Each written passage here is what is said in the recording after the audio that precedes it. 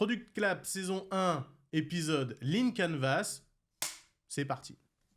Alors Teddy, aujourd'hui on va parler du Lean Canvas. Oh, alors là. Un superbe outil. Ouais. Je te laisse peut-être le présenter grosso modo, parce que c'est vraiment, il sert finalement, comme on l'a dit, il peut servir dans la vision produit, il sert à communiquer autour de soi, et même chose, c'est finalement, on se pose les bonnes questions avec ça. Ouais. En fait, c'est un outil extraordinaire. Il est pour moi la colonne vertébrale d'un produit. C'est la moelle épinière qui va nous donner les objectifs principaux. Et en fait, il nous donne au travers de quelques cases vraiment le pitch général de ton projet. Et finalement, il définit les premiers grands jalons et il est en lien avec la vision produit dont on a parlé dans un épisode précédemment. Mais vraiment, le Lean Canvas, c'est l'outil, c'est le perfect outil. Moi, franchement, j'ai qu'une envie, c'est de rentrer dedans et vous expliquer ce que c'est. Allez, c'est parti. C'est parti. Alors, tu le remplis comment? Tu commences par... Enfin, voilà. Il y a un ordre, il y a souvent un ordre qui peut être donné qui est moi, plus ou moins spécifique. C'est vrai que j'ai mon ordre préféré. Et en fait, je pense qu'on partage le même. Hein. En fait, c'est que nous, vu qu'on accompagne aussi pas mal de clients, en fait, les clients, comme ils n'ont jamais utilisé cet outil, c'est difficile pour eux de le remplir tout seul. Et même si on leur donne l'ordre à faire et tout, c'est pas évident parce qu'il faut savoir se positionner. C'est quoi un petit peu le niveau macroscopique ou microscopique? C'est quoi le bon équilibre pour remplir ces éléments? Parce que ça peut être très large ou très précis. Et il faut trouver le juste milieu. Donc finalement, on peut peut-être énumérer la plupart des cases. Tu veux le faire comme ça je peut-être? vais faire comme ça. C'est bien, on parle des clients, on parle du marché, on parle de la proposition de valeur, problème, c'est top. Exactement. En fait, le Lean Canvas, c'est un ensemble de plusieurs cases à remplir avec en plein milieu la proposition de valeur unique de ton produit. Et la proposition de valeur unique, c'est finalement le pitch général de ce que tu veux créer. Et autour de ça, il y en a plein d'autres de cases. Et je vais commencer. C'est le premier truc sur lequel je pars quand j'attaque le Lean Canvas. C'est les segments d'utilisateurs, les segments de consommateurs ou d'utilisateurs. Et donc, je reviens sur passeport sous pression parce que nous, du coup, on n'est pas exempt. On a fait exactement la même méthodologie que ce qu'on propose à nos clients généralement. C'est que, on a rempli le Lean Canvas. Et donc, les segments utilisateurs, j'aime bien en trouver généralement 3, ce qui va nous permettre, dans tous les cas, de nous positionner avec le bon équilibre. Si tu adresses un marché général, donc ça, c'était une stratégie, on en a parlé dans les épisodes avant. Si tu adresses un marché général, en fait, il faut trouver 3 segments utilisateurs qui vont être assez haut niveau. Et si tu es sur un produit pour early adopters ou quoi, tu vas pouvoir rentrer un petit peu dedans et j'aime bien essayer d'aller les séparer aussi. Du coup, nous, on en a trouvé 3 de segments utilisateurs pour notre passeport sous pression. Le premier, c'est le touriste brassicole de bière et de terroir. Donc vraiment pour pouvoir les amener à aller consommer des bières qui sont faites localement et donc trouver les pépites locales. Ensuite, il y a l'amateur de bière, c'est celui qui représente une bonne partie d'ailleurs du public visé. Et en troisième, il y a le partenaire brassicole, la microbrasserie, le microbrasseur, sur lequel on veut aller lui proposer notre produit et qu'il soit partenaire de notre solution. Partenaire pour donner les bières finalement. Voilà. Si on a vraiment plein de segments utilisateurs bien différents, qui n'ont rien à voir les uns avec les autres, dans ces cas-là, on pourrait travailler un deuxième Lean Canvas spécialisé. Là, c'est pas vraiment ce qu'on a fait, mais quand tu as un marché qui fait un grand écart entre des utilisateurs d'un côté et des peut-être du B2B de l'autre, etc. J'en sais rien. En fait, là, ce qu'il faut, c'est quand même bien séparer, parce que tu vas avoir des plateformes qui sont différentes et qui n'ont pas du tout le même objectif entre la plateforme faite pour les clients et la plateforme faite pour les administrateurs. Exactement, il faut bien... Donc là, nous, c'est pas le cas. Donc c'est un peu plus simple. On n'a qu'un seul Lean Canvas. Les segments utilisateurs sont là et à côté, il y a des problèmes. Les problèmes qu'on a pu détecter au travers de ces différents segments utilisateurs. Et pareil, de la même manière, j'aime bien trouver 3 problèmes principaux et pas beaucoup plus. Ça nous permet de nous limiter et d'être le plus synthétique et précis possible. Donc là, les problèmes qu'on avait trouvés, nous, c'était pour les utilisateurs, donc trouver des micro-brasseries et boire localement de la bière craft. Donc, boire de la craft à des meilleurs prix, c'est le deuxième problème.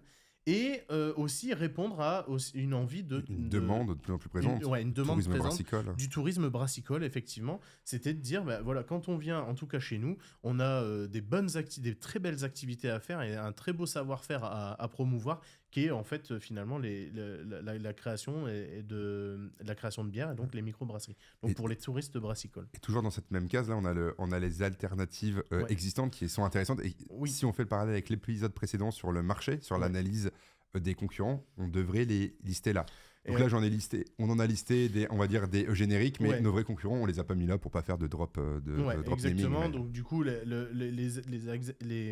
alternatives qu'on a pu trouver, c'était Untappd et Google Maps qu'on a mis là. Juste parce que pourquoi ? Effectivement, si tu tapes dans Google Maps microbrasserie, boum, tu vas trouver tout de suite sur les points de ta map, tu vas trouver les microbrasseries locales. Et sur Untappd, qui est ultra spécialisé sur les bières, là c'est encore mieux parce que tu vas regarder ce qui se passe dans ton secteur en termes de microbrasserie, tu vas les avoir tout de suite, tu vas avoir toutes les bières qui sont autour de toi. Donc disons que ça marche sur le même... Nous, notre produit, il marche un peu sur le même principe autour d'une carte qui positionne les microbrasseries. Exactement. C'est pour ça. À cela, il y a une case sur laquelle il faut répondre à ces problèmes, c'est les solutions. Quelles solutions on imagine pour répondre à nos trois principaux problèmes ? Donc là, les solutions qu'on a listées, c'est, on vient d'en parler, une map qui permet de visualiser les brasseries autour de nous. Les discounts proposés sur la bière, donc là c'est tout notre modèle et on en parlera un peu plus tard, mais c'est notre modèle de passeport. Et la troisième pour les touristes brassicoles, c'est de proposer des parcours et des visites. Donc c'est de dire tiens, voilà un chemin que tu peux faire parce que tu as telle microbrasserie sur la route et va les visiter parce que c'est passionnant d'aller voir tout ça. Ouais. Une fois que j'ai fait donc ces segments utilisateurs, le listing des problèmes et les solutions que je veux apporter, il y a une case, là on va remplir 2 cases principales, les majeures, mais il y en a une que j'aime bien, sur laquelle j'aime bien travailler, c'est l'unfair advantage, donc l'avantage concurrentiel déloyal. Alors ça peut paraître un peu barbare comme nom, mais l'avantage concurrentiel déloyal, cette case, elle est ultra importante parce que elle va définir... Un petit mig là, ça rentre tranquille. La case Unfair Advantage, elle est ultra importante parce qu'elle va définir quel est l'élément différenciant par rapport à tes concurrents sur lequel tu dois t'appuyer absolument parce que ça va être très compliqué pour un potentiel concurrent après de venir te concurrencer toi. Ouais.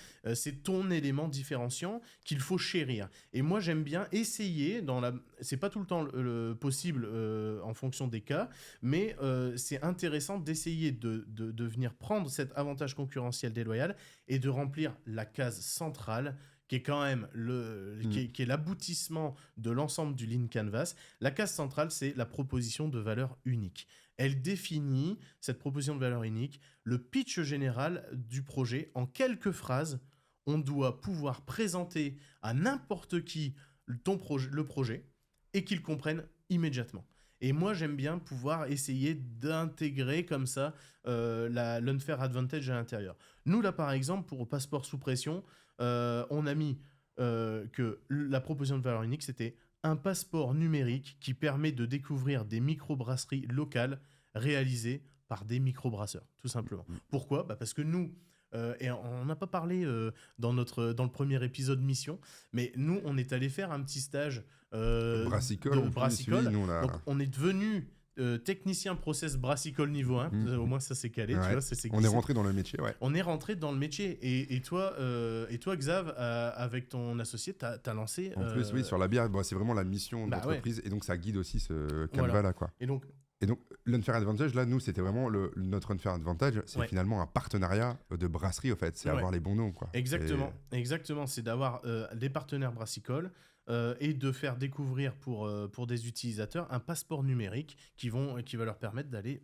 se rendre à chaque endroit, dans chaque microbrasserie. Pour mettre un peu plus de hauteur aussi sur ce unfair advantage, c'est par exemple, si je prends l'application Uber, leur unfair advantage à l'époque, finalement, c'était aussi d'avoir le temps. Ça te permettait, tu payais, tu avais le prix en avance. Donc ça, bien sûr. Ça, c'est incroyable. Tu savais combien allait te coûter la course et quand est-ce que le chauffeur arrivait. Et ça, pour le coup, c'était du jamais vu. Et là, pour le coup, c'est un avantage concurrentiel déloyal de dingue. Effectivement. Et après, cet avantage concurrentiel déloyal, il peut changer potentiellement au cours du temps, mais de toute façon, ça va avec le Lean Canvas. Ça veut dire que si tu as besoin de changer ton unfair advantage, tu changeras en fait totalement ton canvas parce que j'imagine que voilà, en version 1 de ton application, et quand tu grandis et quand tu commences à changer, à peut-être te diversifier ou quoi, ta mission, ta vision, la mission elle bouge pas, mais la vision produit elle va changer, et donc tu dois adresser un nouveau canvas à chaque jalon comme ça. Il y a d'autres éléments, il y a d'autres cases à remplir dans ce Lean Canvas. Il y a les coûts de structure et surtout nos canaux de revenus. Coûts de structure, ça, on a un épisode prévu qui est sur le prévisionnel. Exactement. Et là, ça permet de lister un peu finalement les grosses patates qui vont te coûter de l'argent pour lancer cette activité-là. C'est en général, c'est juste pour représenter généralement, mais c'est vrai que de toute façon, les coûts de structure ou quoi, avec le business model, etc., tu vas avoir beaucoup plus de précision. Les flux de rentabilité de revenus, c'est le même commentaire, c'est qu'on le développe généralement au travers d'autres études, mais au moins tu les listes ici pour que ce soit avec la fiche, que ce soit lisible, que ce soit avec la fiche de ton produit en général.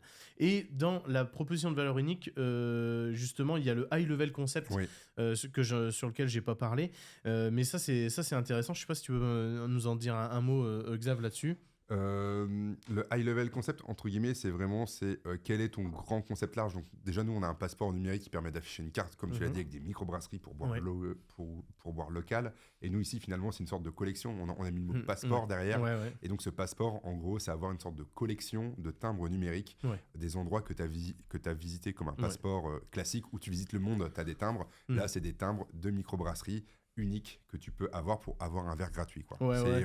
J'utilise souvent le high level concept. J'essaye de faire des gros parallèles. Exactement. J'essaie de faire des gros parallèles. Je dis souvent, toi, ta solution, c'est le payfit de. Toi, c'est le Spotify de tel thème. C'est le Uber de machin. Le Airbnb de. C'est des grands parallèles pour bien comprendre un petit peu l'univers du produit que tu veux réaliser en t'appuyant sur ce qui est déjà existant, sur un modèle sensiblement identique, mais sur d'autres thématiques. Après, tu as les canaux. Donc là, pour aller un petit peu plus vite, finalement, c'est ta stratégie un petit peu de distribution. Est-ce que tu fais tes canaux de inbound marketing ou d'outbound marketing? Est-ce que tu auras un blog pour diffuser ton produit? Est-ce que tu auras du micro-influencing? Est-ce que l'App Store, tu vas essayer de gérer à fond tous tes commentaires dessus pour avoir des reviews? Là, c'est vraiment les canaux, on va dire, les vecteurs qui permettent de faire partager au plus grand nombre ta proposition de valeur. Finalement. Bien sûr. Des dernières choses autour de... Donc là, on arrive à clore ce Lean Canvas. Ce Lean Canvas, il est si important qu'il peut être utilisé complètement en tant que livrable général pour des dossiers de subvention, pour des potentiels investisseurs de ton produit, etc. Le Lean Canvas, vraiment, il sert pour tout acteur autour qui vont influencer dans le projet, et surtout à ses propres équipes. Moi, vraiment, j'impose aux porteurs de projet de bien travailler le Lean Canvas. Donc déjà, je le fais avec eux, mais en plus, c'est surtout de se l'insuffler à toutes les équipes pour qu'ils prennent vraiment toute la considération de ce produit. J'allais te poser cette question-là. Toi, tu préconises de le faire avec qui, en fait? Le Lean Canvas, finalement, avec le plus de personnes possible, moi, qui sont avec les parties prenantes. J'aime bien le faire avec le Lean Canvas, j'aime bien le faire avec vraiment toute l'équipe.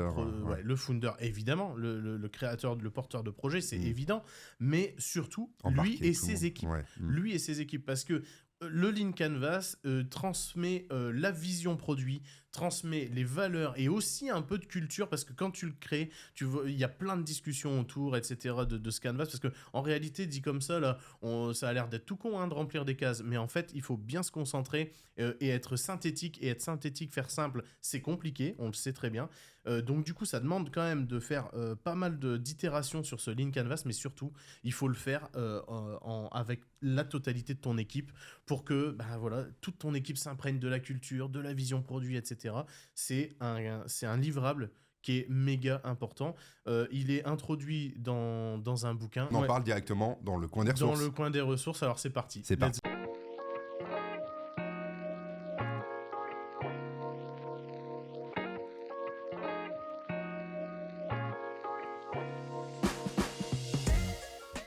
Au Lean Canva, on arrive au Lean Canva, Teddy. Le Lean Et là, Canva. Le Lean Canva, il faut commencer par le numéro 1. Oui, Lean Startup de Eric Ries. Vas-y, tiens, tu peux m'enfiler. Moi, c'était une révélation, ce bouquin-là. Je l'ai lu en premier. Et pour moi, c'est lui qui m'a donné un peu cette culture agile, tu vois, de l'échec. J'adore. Ouais, vraiment, c'est la Bible, enfin, c'est l'élément numéro 1 à lire. C'est totalement must-have. Donc, Eric Ries, Lean Startup, il y a eu plusieurs éditions. Prenez la dernière, c'est vraiment excellent. Ça va vous mettre sur la voie. Donc, il parle évidemment un petit peu de sa vie. C'est un Rex, où est-ce qu'il a failli une entreprise et comment il a adopté l'amélioration continue. Quoi. Exactement. Et en fait, ça en est suivi donc juste après un autre ouvrage. Et c'est lui, je vas-y, fais un petit parallèle. Balance. Le mot MVP pour les premières fois, ça vient de là. Le minimum viable product, donc le produit minimum viable, vient de ce bouquin-là. Quoi. Ouais. Donc si vous voulez... Si vous parlez de MVP dans votre quotidien et que vous n'avez jamais lu Lean Startup de Eric Ries, vous allez comprendre qu'est-ce que veut dire un MVP. C'est pas un lot 1, c'est pas une version 1. Attention, ça n'a rien à voir. Tout le monde se plante. Lisez Lean Startup de Eric Ries si vous utilisez le mot MVP dans votre langage et que vous l'avez jamais lu. Ouais. Excuse-moi Teddy pour le petit côté. Et t'as bien fait. Et j'allais enchaîner en fait après donc Lean Startup.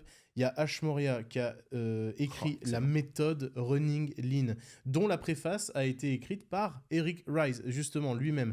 Donc, c'est vraiment un complément total à Lean Startup. Mais ici, Ash Maurya, il va aller un petit peu plus dans le détail du Lean Canvas. Je vous conseille largement d'aller lire ça.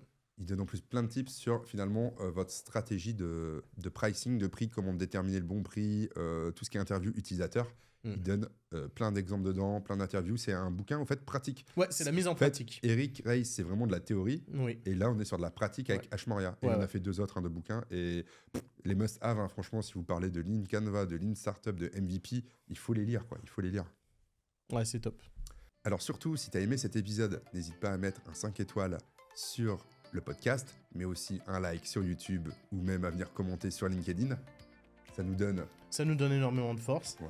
Clairement. Complètement. Et on se retrouve la semaine prochaine pour un prochain épisode sur la Product Stratégie en compagnie de Teddy Lecaillon et Xavier Coma. À bientôt. À bientôt.